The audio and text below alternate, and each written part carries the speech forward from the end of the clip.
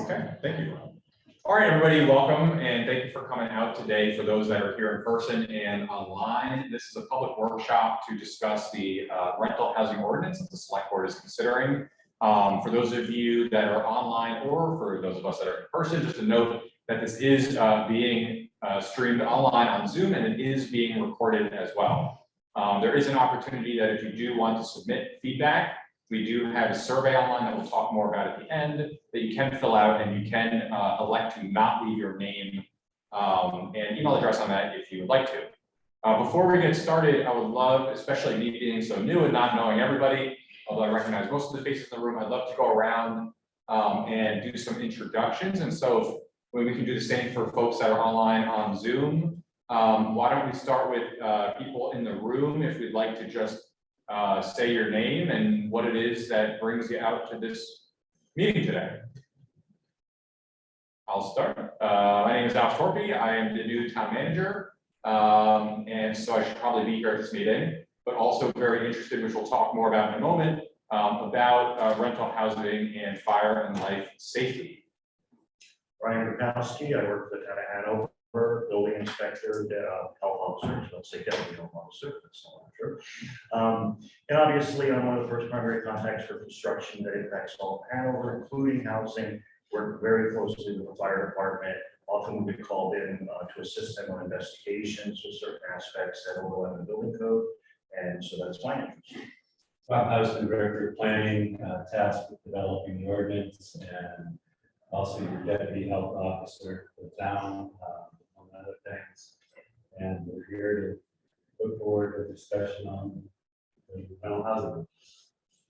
Terry Osgood, I work with Alex, and I'm just here to take notes and write down some information.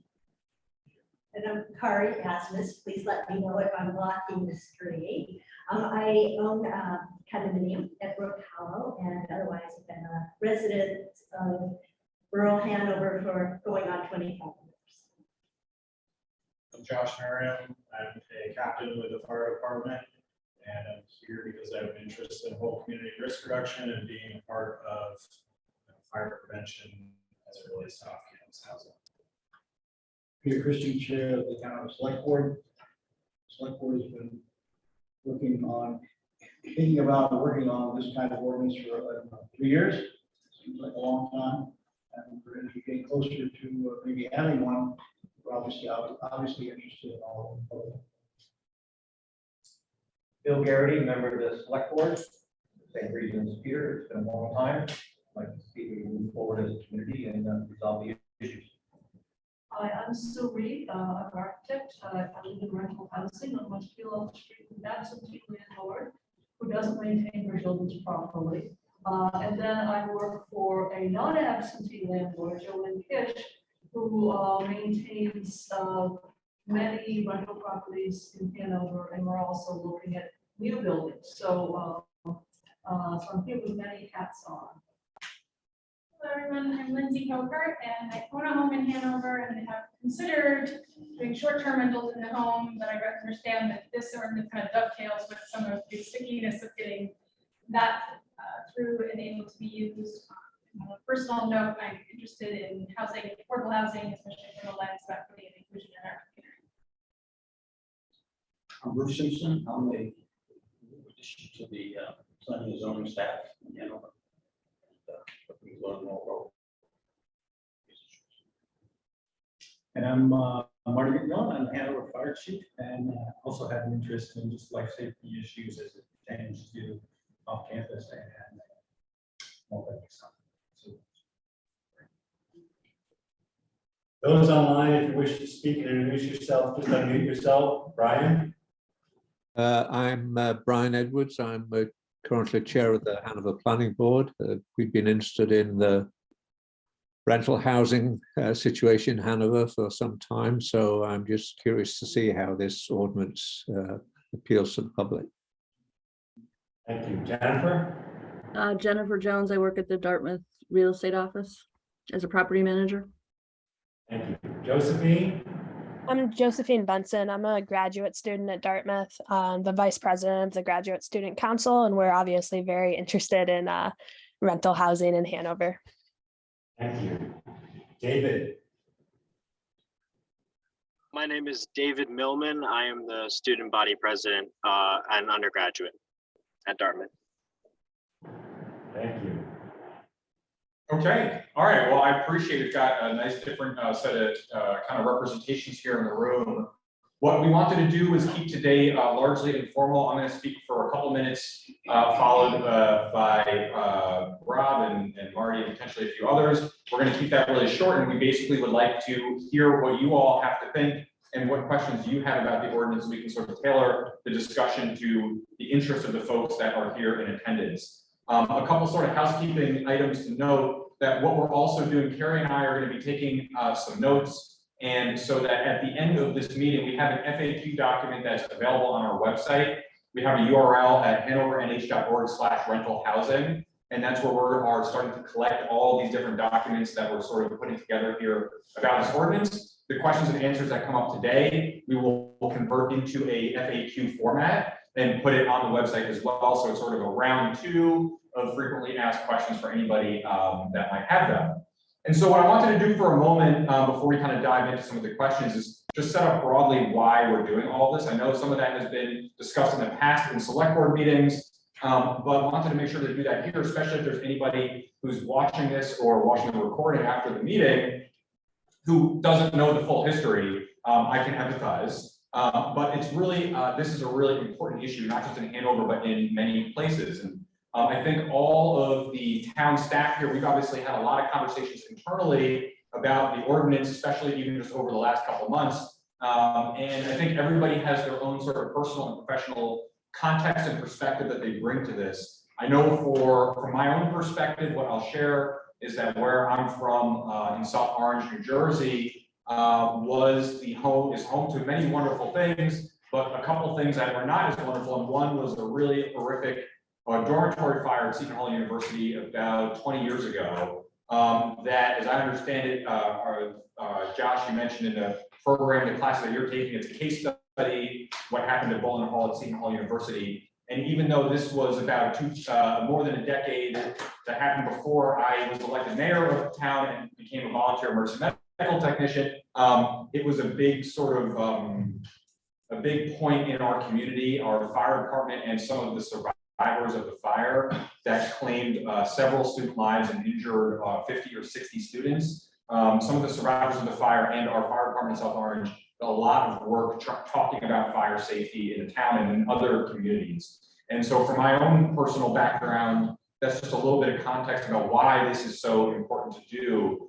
An ordinance like this is not only being done so that we can make sure that people who are renting on a short-term basis, like you mentioned, are able to do so with sort of a level of safety on that for the people that are renting and also for the tenants and for the people who own the properties. But what we're really trying to do is avoid a tragedy. And we have a lot of rental units in Hanover. Some of those are very high turnover rates. And there have been issues that are the reason why it came on the radar of the select board and why we're talking about it today.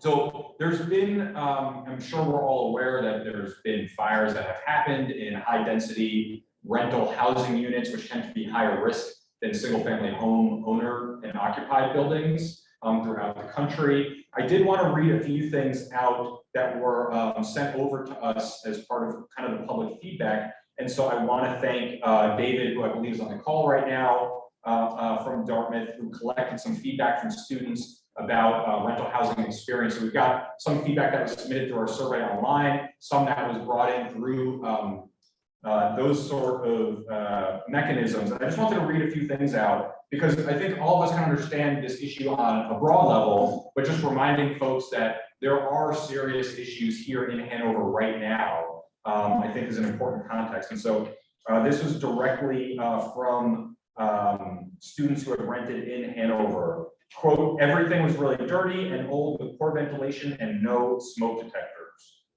Quote, there were no smoke detectors in mine and the apartment was grimy. Quote, we literally didn't have a fire alarm. And so there's a bunch more of those that were solicited. Those are really concerning things. These are not small issues. These are not intermediate issues. These are major, urgent significant issues, rental housing that doesn't have life safety equipment like a smoke detector. And so that's the scope of what we are doing. That is the most important kind of piece of this. As Rob and some others will talk about, there are other layers to this, like now allowing short-term rentals, which can help people in Hanover afford to stay in Hanover, which is great.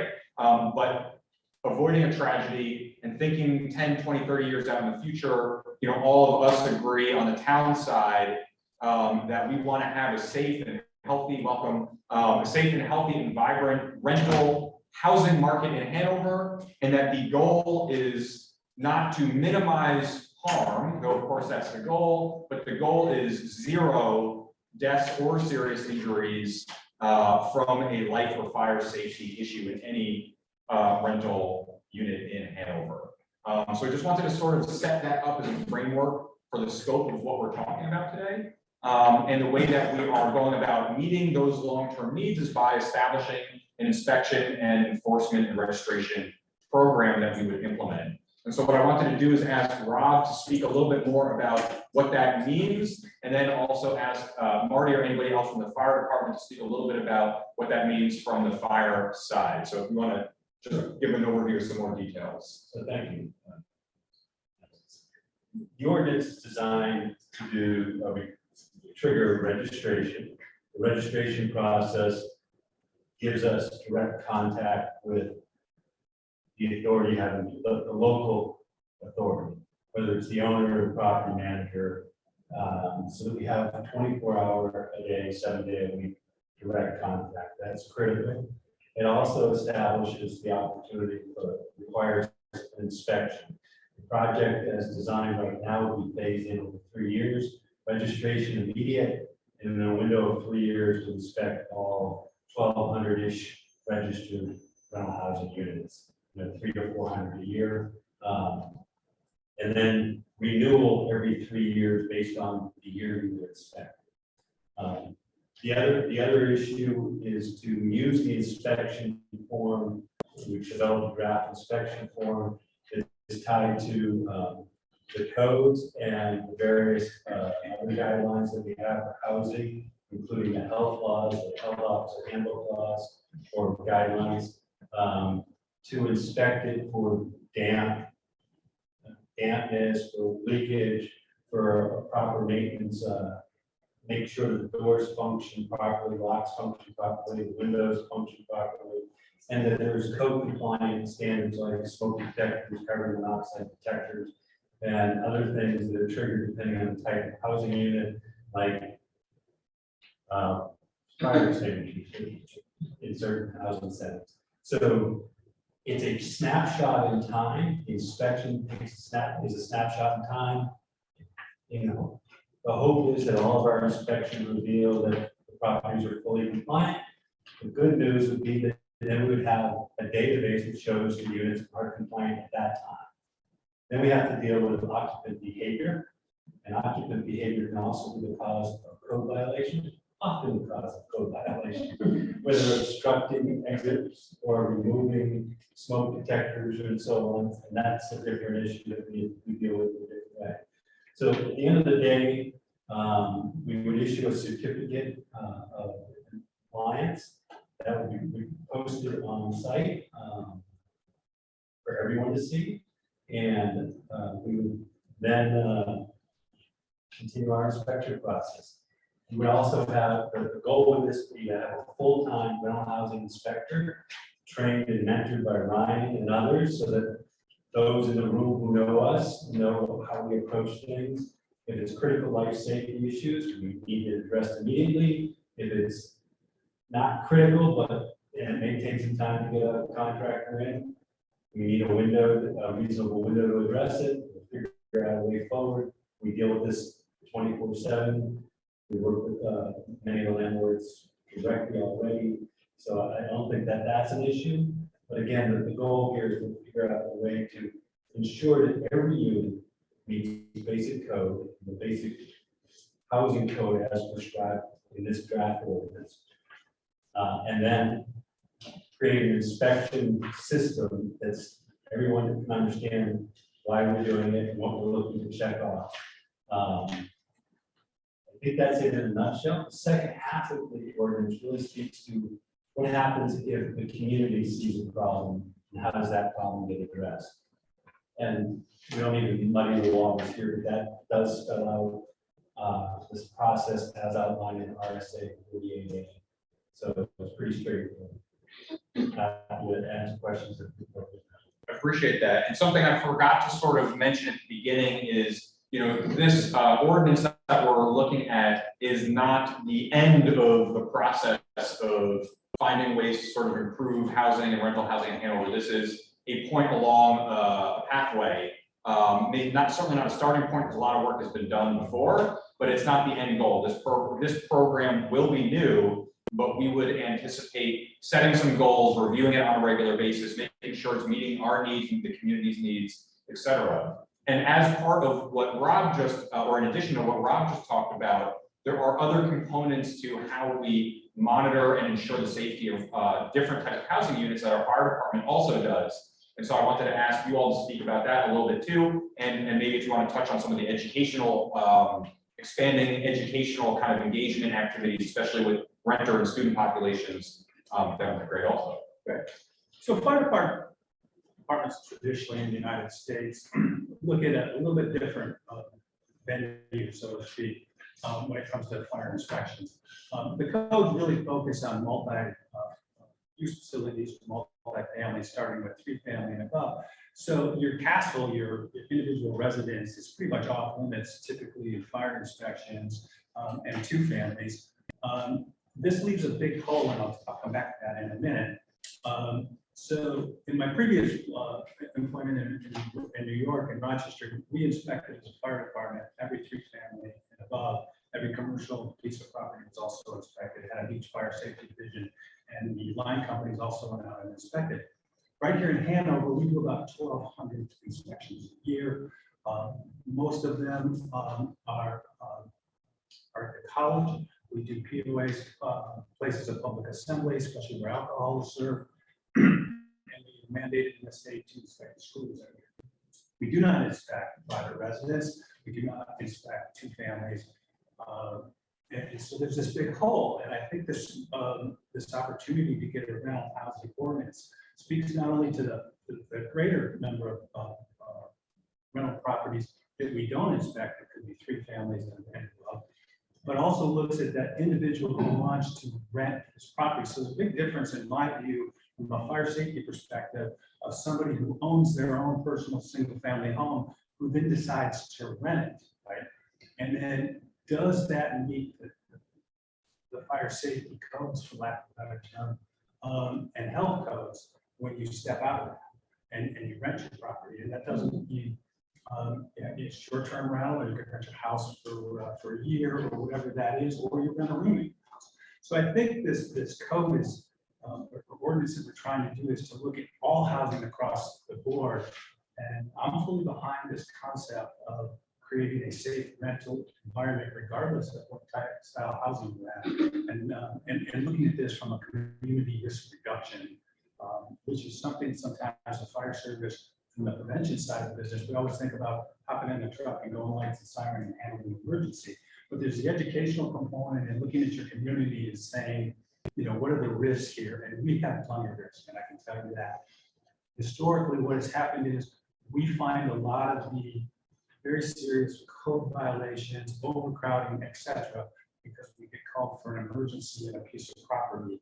We go to that property and we're pretty much surprised, and we have to deal with it on the fire side of the business with the health of the building. So I'll just kind of throw that out and kind of a big overview of where the fire side is. And Josh, you have anything else you think that I missed on that? No, I think if I could add, so we've spent a lot of time discussing this, and I think it's important to briefly hit on the data from the life safety side of things. And again, we have chatted about this. The U.S. Fire Administration did a report that looked at a time period from 2000 to 2015. And during that time period, there were 85 fatal fires in dormitories, fraternity sororities, and off-campus housing that resulted in 118 fire fatalities. And looking at those fire fatalities, smoke alarms were either missing or tampered with in 58% of them, and alcohol was a factor in 76% of them. So looking at that data, comparing it to the likelihood of a fatal fire within your own home, there's a stark difference between the two. Like Alex mentioned, on the education side of things, when we talk about community risk reduction within the fire department, within the town government, enforcement is a component of it, but a huge part of it is the education. And that's an area that we know is a place for improvement for us, and working jointly with Dartmouth College to get more information out to people that rent within the community. So that's a piece of it. Appreciate that. Yeah. And before we open it up, I just wanted to make two more points. One is that with the adoption of this ordinance, the short-term rental ordinance takes effect. It's contingent upon the adoption of a rental housing inspection ordinance. So there is an element that's sitting out there wanting to have the opportunity to do short-term rentals. That can't occur until such time that rental housing ordinance, inspection ordinance is adopted. The second is that internally, we have been having discussions as to how we move the needle in addressing the housing needs, in addition to addressing life safety. And one of the discussions we've been having surrounds the definition of family unit and unrelated persons as it relates to multifamily rentals, because there's a different standard that can apply. It would require a vote at town meeting. We certainly need planning board and select board support with a change on a zoning amendment. But there is internal discussions to have to see if we can increase the occupancy with some safety improvements to those units, meaning multifamily units, and create more housing opportunities that doesn't exist currently. Okay, thank you. So at this point, why don't we just open right into questions from anybody in the room or anybody on Zoom? I wondered, it seems unclear on the applicability paragraph. This applies to ADUs. accessory dwelling ADUs means what? Accessory dwelling units, it would apply to any unit that's rented.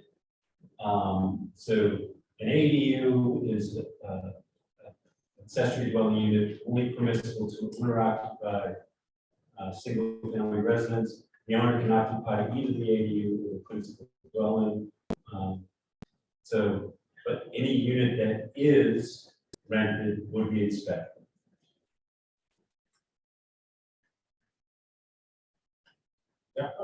I guess so Kari, asking this again. So I had sort of the overall question. We have the rental ordinance from 2013, which specifies that all rentals need to register. So I did that. And then the deal was that if the town received any complaints about a rental, or if there was, driving around and question about, oh, there's too many cars there, or there were starting to be behavioral things, that the town would then inspect, and then there would be an additional fee that I think was waived if it turned out that there were no violations after all. And, when I look at things in the RSA and I see that, the local enforcement agency appointed to enforce the state building code shall have the authority to inspect all building structures, construction sites, etc. I'm wondering why we can't stick with what we already have, which is that anytime that you see that there's a problem, that then you inspect, because obviously we know that there are places with problems.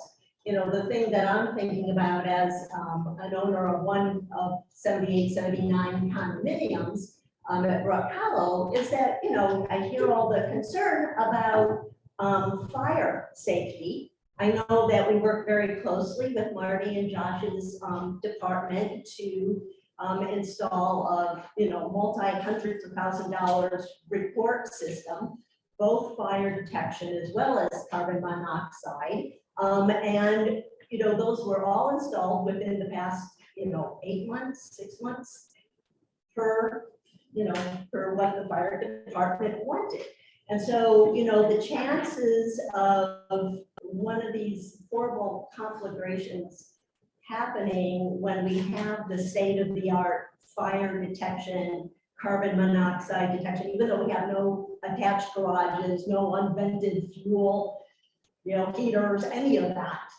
I guess I hear about these horrible, outcomes. It's like, well, why do we have to pay $300 a unit when you already know that we already have more devices than, the typical home? And when you think about the $300 times 40 units, and each unit is the same, that's $12,000. And that's something that our condominium association, our community, we really, do think of it more as a community. My spouse was on the association board, that we could be using that $12,000 to even make other things even better, rather than giving it to the town when you already know that we're up to speed in terms of our fire and carbon monoxide detection.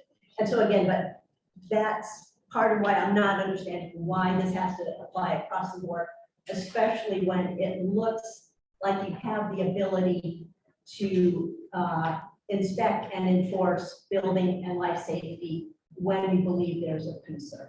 So it sounds like there's two questions in there. The first being, what's the difference between this ordinance and the one from 2013? Well, why that one doesn't work? I know what the Right. differences are, but why do Okay. you feel that 2013 doesn't work? Sure, the need for the new ordinance versus the old one. So that sounds like that's question number one. And question number two is the applicability of the ordinance, and, are there exemptions, or should there be, or could there be, for units or buildings that had installed certain fire safety improvements? And so, Rob, do you want to, yeah, okay, sure. So, the difference between the old ordinance and the new ordinance is anybody who wished to rent under the 2013 ordinance, file a piece of paper and it sits there. We don't have any way to confirm whether the unit is still owned by the person who registered it. We have no way to confirm whether it's still in the rental pool. We have no way to confirm what, who the key contact is, because it's just a registration. We have hundreds and hundreds of registered properties. Those who acquire property for the purpose of renting, they need to update it. They update their forms quite regularly. The challenge here is we have two challenges. So that's the old ordinance. The new ordinance gives us the contact person, property manager, the owner who's managing and actively engaged on a 24/7 basis. So we have direct contact. That's critical. It creates a certificate so that those occupying the space know that it has been inspected and meets basic code. I can tell you that we spend an inordinate amount of time responding to parents' complaints about the housing conditions their children are living in. And we have no way to respond to it because the occupant needs to file a complaint, not a parent living in California. If I have a 20-year-old who has a lease with somebody, that contract obligation is with the occupant and the landlord. I can't take a parent or a third party, concern and go investigate. More often than not, it's the occupants or the previous occupants using the space that's caused the concern, not the condition. That said, legal guidance from our council is that we must treat all rental housing the same. Short-term, long-term, condominium ownership, whatever, must be treated in the same pool in the same way. We can't differentiate. And, the ordinance has been developed to address the rental housing standards. And I think, my concern about speaking directly to your condominium situations, my understanding of the alarm system replacement requirements were because this old system failed. So it's hard to suggest that there was something more than just due diligence and maintenance to bring it up to spec rather than something that we did on our own to address the safety concern. It was an obligation, and the system. Right, it was an obligation, even though it had nothing to do with rental code. So there are obligations for associations like ours to, do all sorts of things. I mean, we have many things. I mean, when we had a problem with the electrical, what was the big fire? There was another big fire that was under the thing. So I mean, yes, but but we already have to do that regardless of the rental code. And because we're all paying taxes already, including our tenants pay it indirectly, so it makes sense to me that since we're taxpayers, that we should work with the departments in town, as we should, to continually, when we built the recycling garbage shed, we need to do that, even without this. So what more, we have to do that anyway.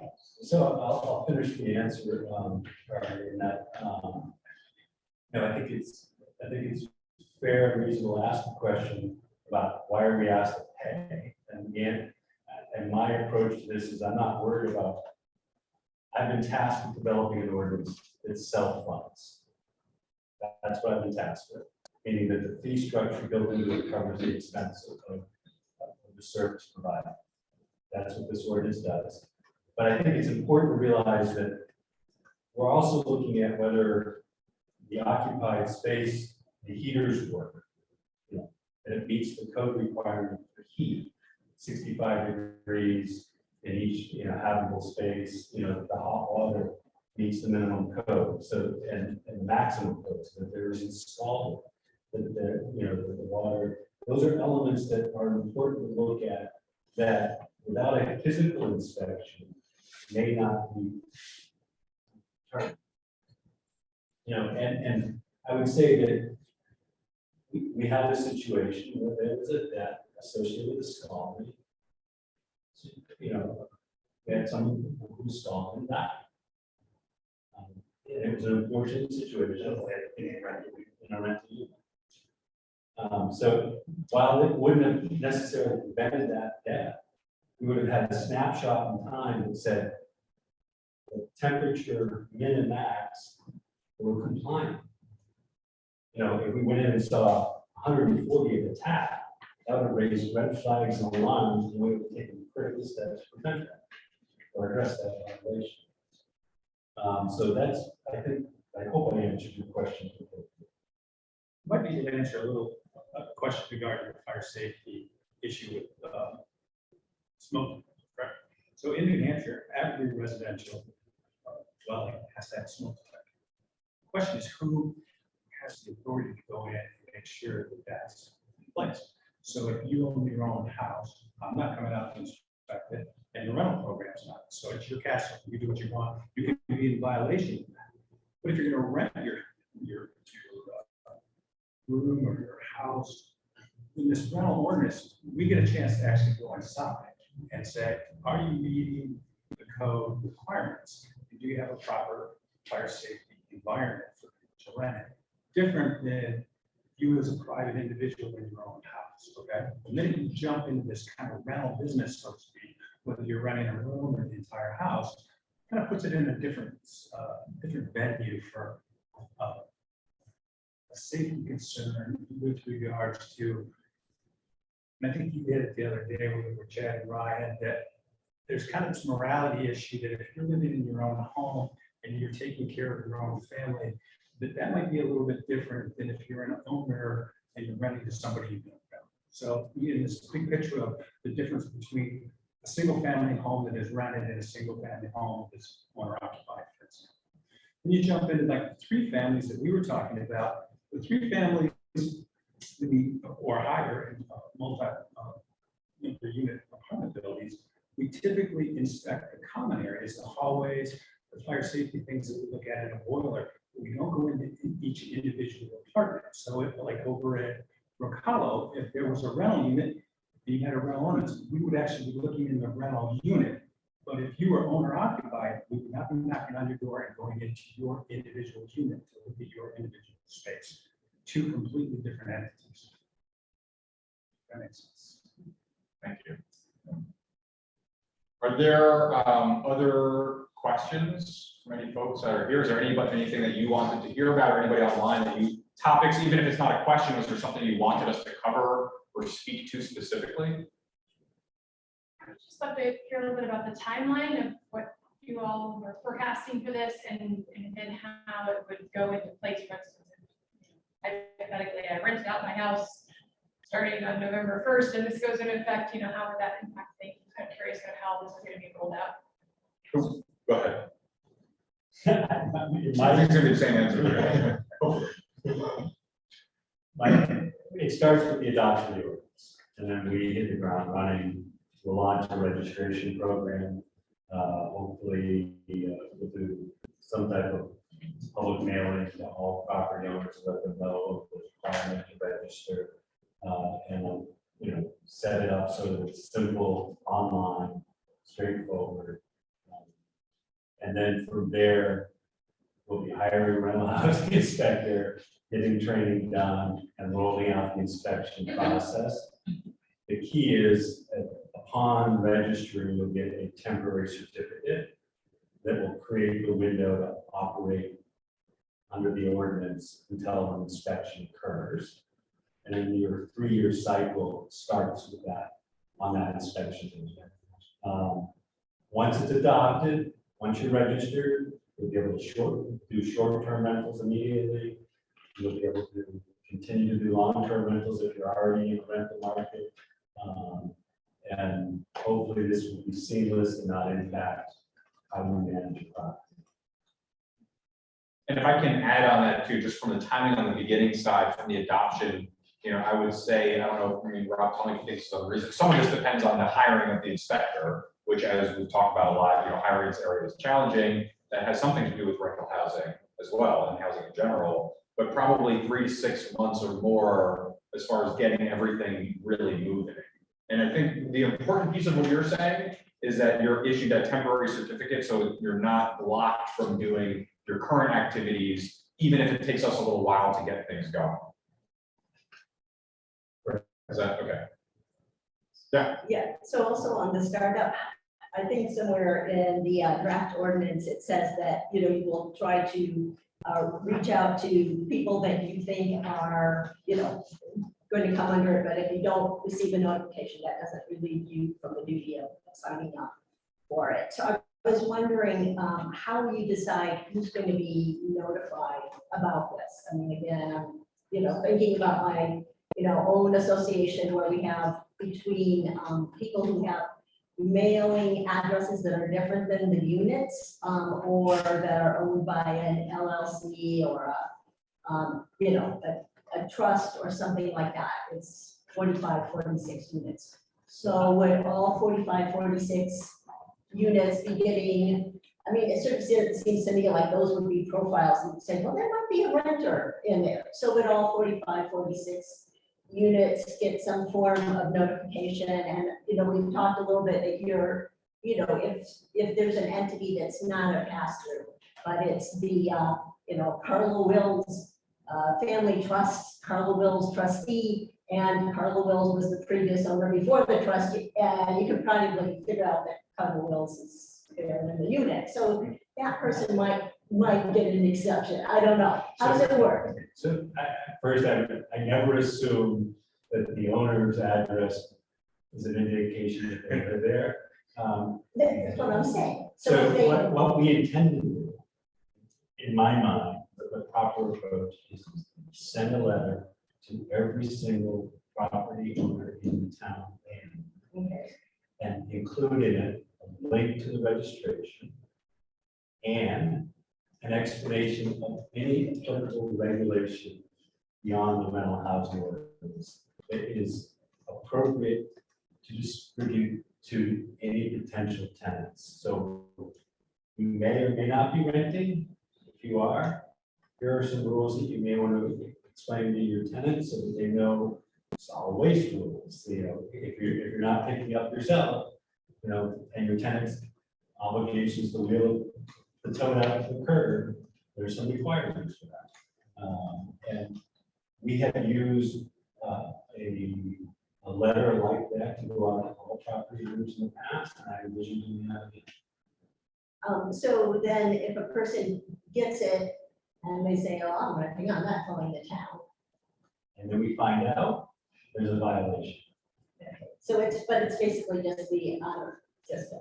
I think it's more than just the honor system, because community members will be aware that there's a registration requirement and then become, they're attuned to what's going on in the neighborhood and go, I wonder if they're registered. And we will have a transparent system so anybody can look it up.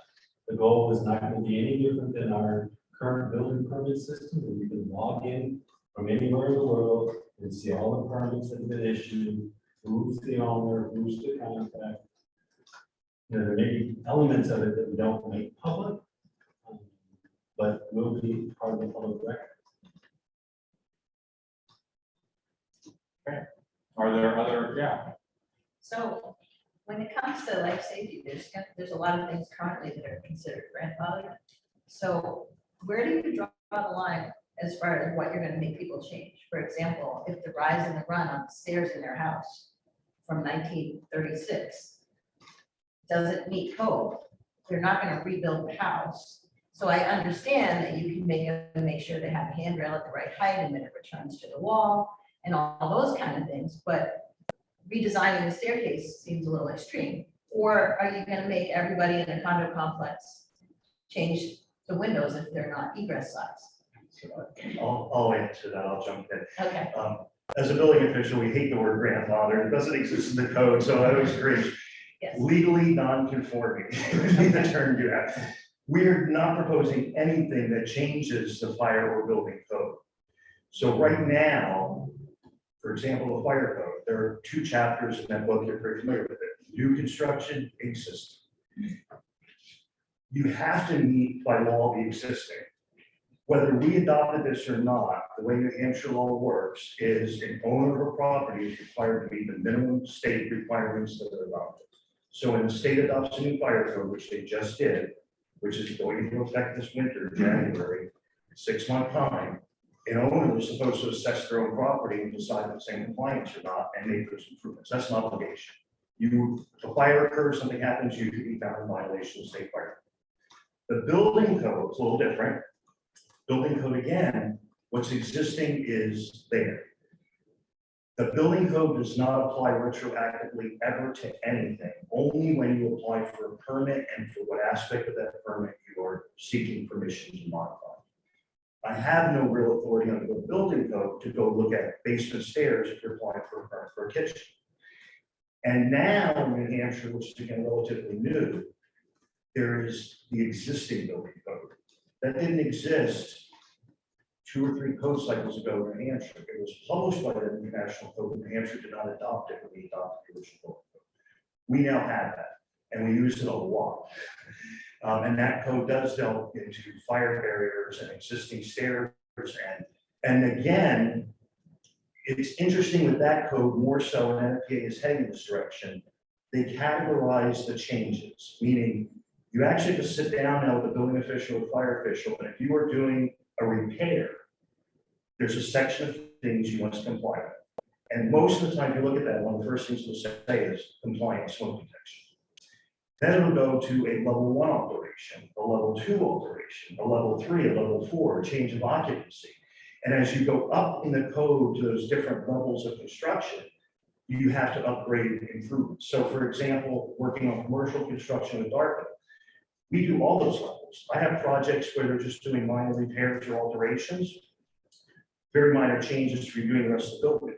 I have other projects where they're coming in and they're changing occupancy or use, and yes, they have to comply for certain portions of the building with the brand new construction, except the code says. The most recent change in the fire code that I was just made aware of for the fire, Josh, there's now a requirement for the fire chief to prioritize the risk of structures in their community and establish a program to begin to think about looking at those. That's brand new in the fire code, never been there before. So now there's a duty under state law that these guys have to assess Hanover and say, rental housing is a priority, commercial construction, shopping centers, and that's on them, but they have to do it by law now. And you will see that change. And another thing I'll just add, because it even affects rental housing. You're seeing the codes respond to what happens in society being fires, especially residential. We are seeing code requirements for multifamily buildings now require annual fire door inspections that the owner either has to conduct or hire somebody to do and actually produce a written report. So if there's an incident, available to the fire chief, signed by the inspection. Because we're all hearing the news, events, assembly, residential, where people are going, fire doors are locked, chained, they're not working properly, people die because they couldn't get out.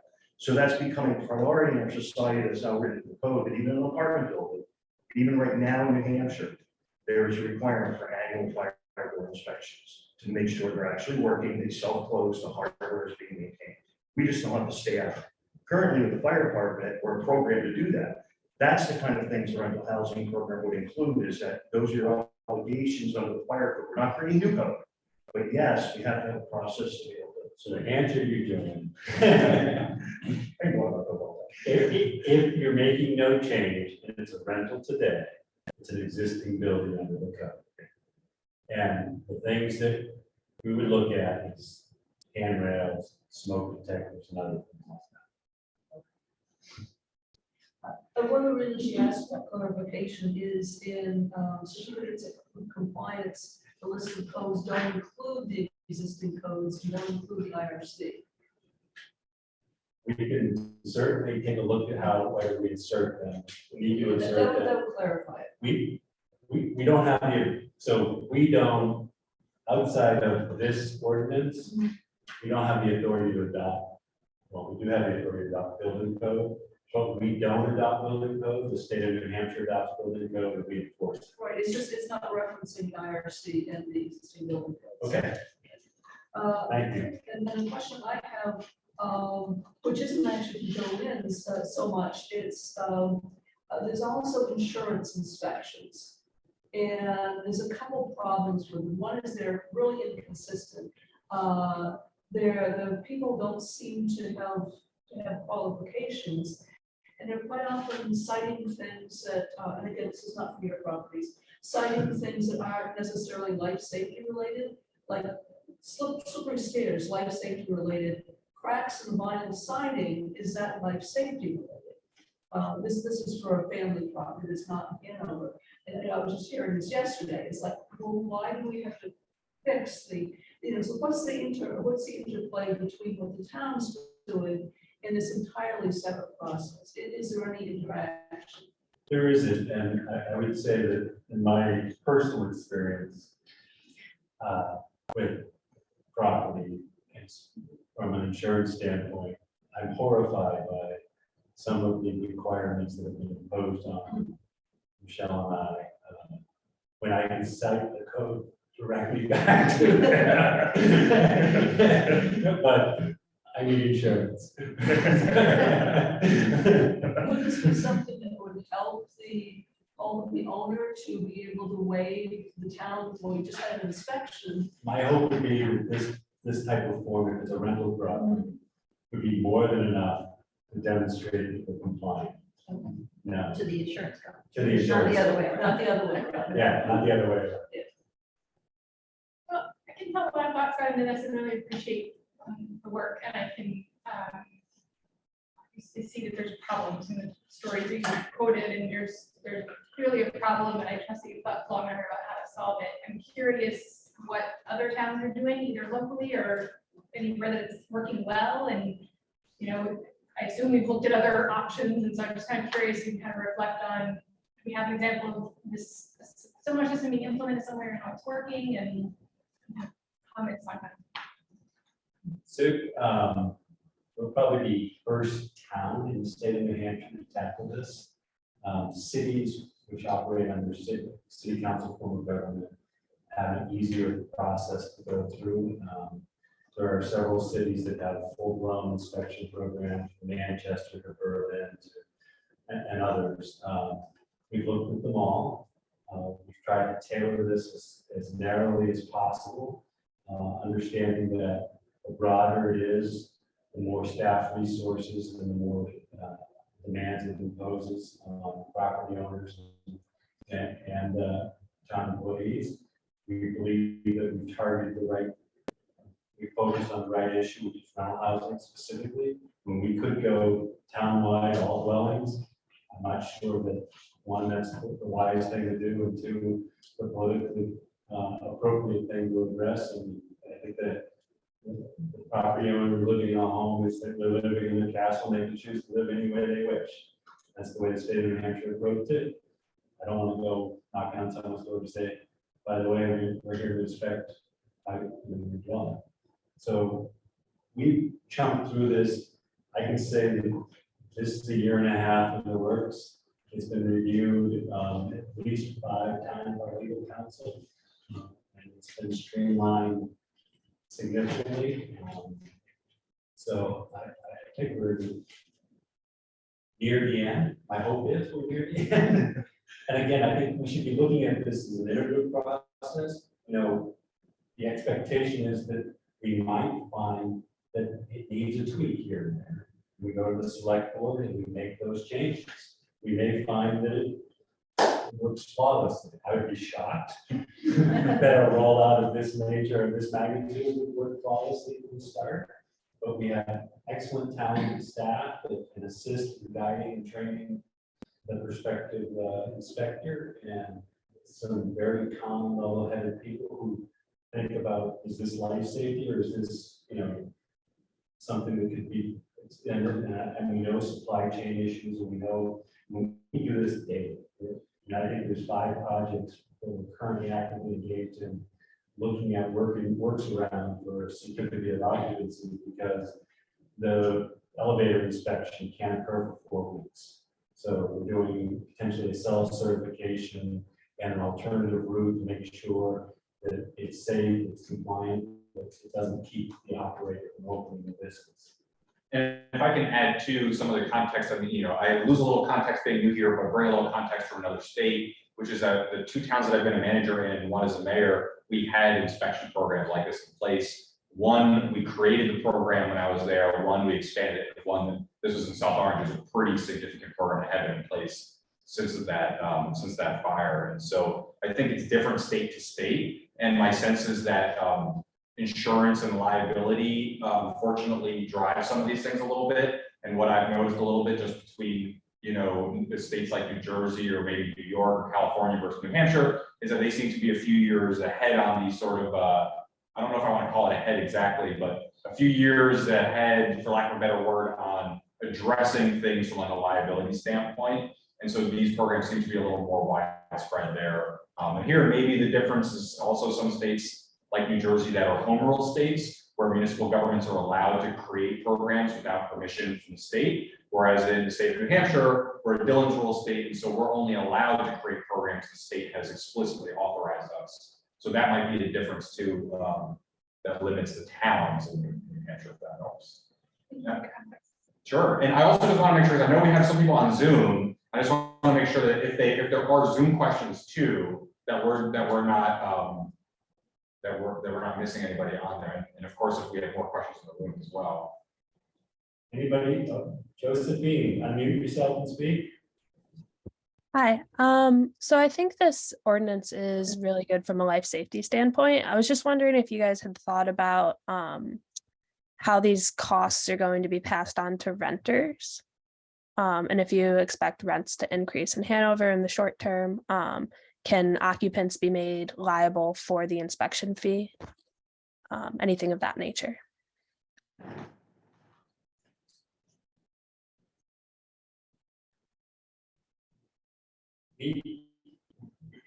The approach, well, first, I think it's relationship here between the property owner and the town, and the fee structure that we would put forward, I think comes out to less than $10 a month over the 3-year cycle. Per unit. Per unit. And you know, how the the property owner chooses to, you know, address recouping that fee, I assume will be either baked into a rent structure or possibly addressed if we have the ability to move the needle on changing occupancy in multifamily. So I don't see the ability to impose any fee structure for inspections on the tenant because they are not the property owner. And there's some churn in tenant situations here, meaning that they could turn over termly in certain cases. So I don't see us having the ability to, from a legal standpoint, imposing a fee structure that is placed on the tenants themselves. Okay, thank you. David Millman. Hello, I was wondering, you mentioned education to tenants, and I was wondering what the plan is after the adoption of the ordinance to educate students about the what the inspections entail and sort of how they can be aware of the new law.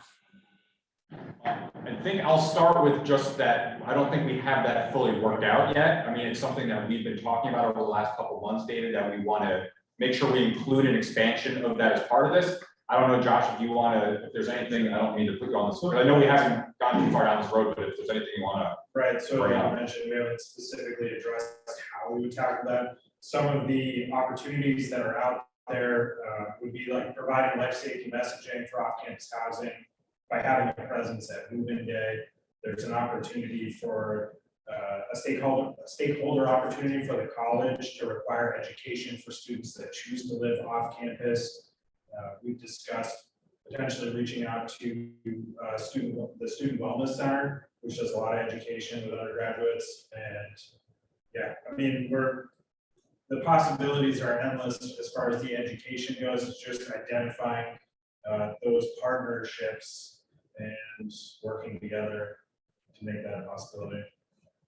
Yeah, there's a more, and one of the things that I think we're looking to consider is relaunching the Living Off Campus handbook, jointly put out by Dartmouth College in the town this time, where we can include the regulatory structure. That used to be a regular publication that was provided to Dartmouth students who lived off campus, but it doesn't exist anymore.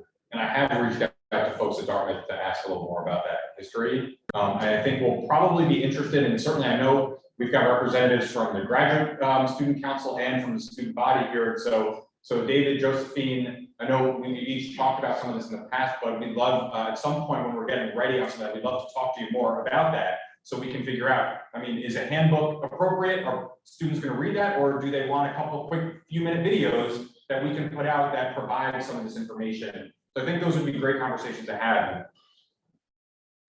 Correct me if Thank I'm you. wrong. I believe, Jolyn, you provide education to your renters on an annual basis, I believe. I think we talked about that before. So I think that's a great opportunity for the fire department or whoever to reach out and work collaboratively with you. I know you own and manage a lot of units within the community. How can we help you get that message to your tenants? Be a partner.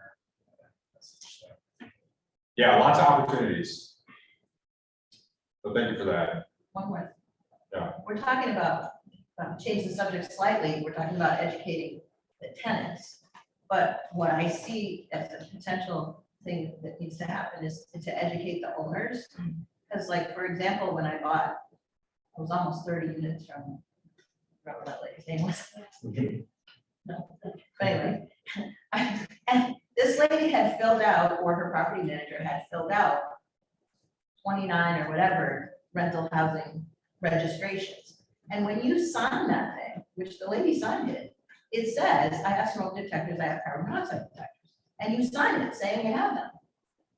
You guys all know I had to get a permit because the first thing I had to do when I bought all those buildings was put in smoke detectors and carbon monoxide detectors because they weren't there, but it said right on the registration that they were. So part of the education is there's going to be not just the cost of the inspection, but there's going to be the cost of a lot of work that owners are going to have to do that they don't know they have to do.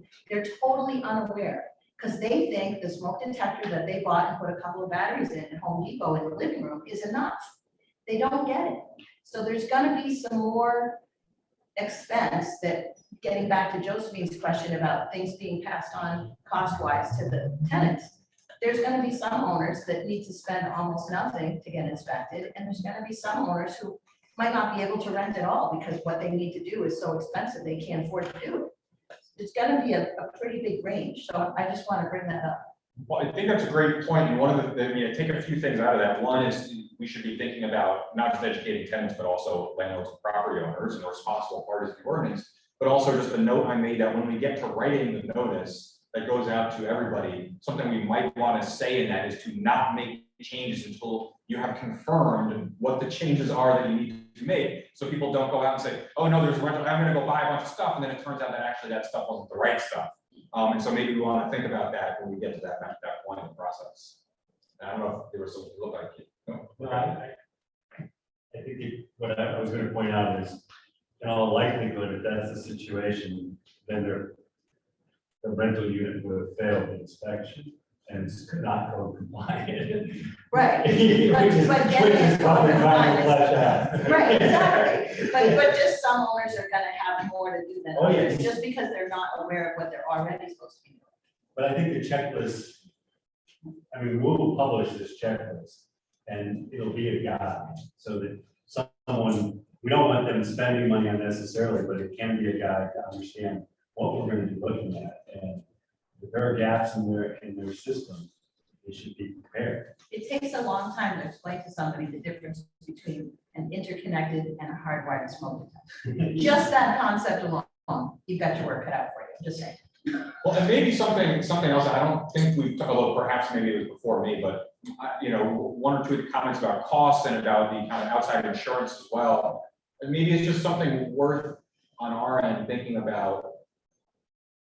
Is there anything that we can do within the framework that we already have that makes it easier for a property owner who's renting to provide this to their insurance company? Maybe they get some benefit from that. Maybe there's an insurance company that says, wow, this is an amazing thorough inspection, and they like that the town of Hanover did something so robust. And I mean, all these are going to be public documents, I would assume anyway, but it's just a note on my end. Maybe that's something we can think about. Is there any way to help that person give that to their parties? So I would ask those who have rental properties and those who rent to undergrads, do you disclose that to your insurance company? And You have to, it's a direct question. Do you rent to undergraduates? It says, do you rent to students? And then you say whether they're grad students or undergraduates, and most insurance companies say, if it's undergraduates, we won't insure you, so you have to go with only one carrier that will even insure you with undergrads. And then a lot of insurance companies are like, yeah, students are students. No. And some of them will differentiate and say, okay, well, grad students maybe are different. And it just depends on how the insurance company views things, and it also depends on what state you're in, because the insurance companies are very different in the two states. So you get a different answer for the same population if the house is on one side of the river versus the other. They don't break it down by major, or I know. science students absolutely not, I philosophy know. students okay. The actuarial tables, you would think they Right. would break it down by, gender, no, they don't. It's all the same. And I have to say, probably it's all the same. Everyone's like, oh, you should only rent to girls. That's crap.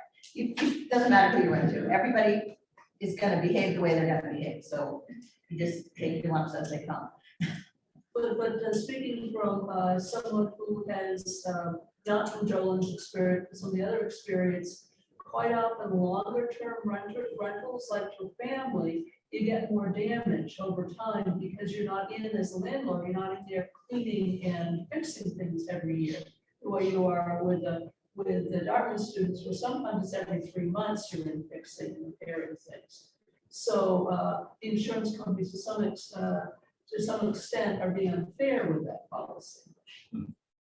It's interesting information. Question? or- Yes, so that, I will go on. Our association has the insurance, so, and anyway, what I was gonna ask though is also about the occupancy. So I understand now that in terms, one of my questions of occupancy was, okay, we have the owner who, and the unit is occupied by an adult child. And now you're saying you're just gonna let people decide for themselves whether they report that it's a rental. But this also says that it's unlawful for any person to allow any other person to occupy a dwelling. So, you know, they can say, no, it's not a rental, but they are allowing their adult child under whatever financial arrangement to occupy the space. You know, I also see on the list that people are asking for, you know, does anybody want to come house sit for me for 3 months? You know, you're allowing somebody to occupy your home for 3 months, and that's a lot longer than a lot of short-term rentals. So technically, are people being unlawful in these situations if they don't sign up and get their homes inspected and get their certificate of compliance for house sitters and adult children? I mean, is it unlawful? I mean, whether they tell you or not. And that would be a situation where I can tell you at our, you know, I mean, so what is the intent? Because I really can't envision that anybody in our association would call you up and say, hey, you know, I'm going to allow on my next door neighbor. You'd be surprised. Well, it depends. I was looking at just last couple of weeks ago, we actually had a son who wished to come in and complain of his father who was the landlord. No, I'm not saying that. I'm saying that I don't think No, I'm just saying that. I'm going to say that the parents who bought the unit for the son who has been living there for 6 years, that I'm going to say, oh, by the way, he doesn't, you know, there's somebody besides the owner there, when we all know the son. So you know, your point, I take your point. I'll look at the language to see if I understand how you're coming from it and what section of the ordinance it's in. Okay, it's the, it's under certificate of compliance, and it says it shall be unlawful for anyone to rent, but then also to allow, so at the bottom of page 1, it is unlawful for anyone to allow any person to occupy any unit without a certificate of compliance. And given that we know that this is for a short-term rental as well, we know that we can be talking about a very short period of time. And there's a number of cases where there's rent is not involved, but people are allowing other people to occupy, you know, their space. I mean, the owners may be there, but owners may not be there. And again, I'm thinking about parents who buy units for other, or people who buy units just for other family members, or, you know, house sitters, dog sitters, you know, when people are on vacation, you know, sometimes long vacations in this town. I think we can look at the language to make sure we didn't create an unintended consequence with the choice of language. I can tell you that we parsed it out fairly clearly. You know, from our perspective, we see a range of scenarios play out.